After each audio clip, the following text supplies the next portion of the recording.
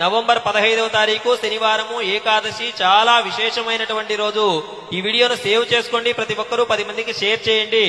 ఈ రోజున వచ్చేటువంటి ఈ ఉత్పత్తి ఏకాదశి రోజున శ్రీ మహావిష్ణువు శరీరం నుండి ఒక కన్య జనిస్తుంది. ఆవిడే ఏకాదశి.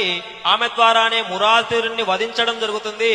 కాబట్టి ఈ రోజు చాలా విశేషమైనటువంటి రోజు. ఎప్పుడు మనం ఉపవాసం లేకపోయినా తప్పకుండా ఈ ఏకాదశి నాడు ఉపవాసం ఉండడం చాలా మంచిది. ఈ రోజు శ్రీ మహావిష్ణువు దేవాలయాన్ని దర్శించి స్వామివారికి తులసీ దళాలు సమర్పించండి. ఈ రోజు స్వామివారి మూలమంత్రమైనటువంటి ఓం నమో నారాయణాయ అనేటువంటి మంత్రాన్ని మీకు వీలైనన్ని సార్లు ఎక్కువగా జపిస్తూ ఉండండి. చాలా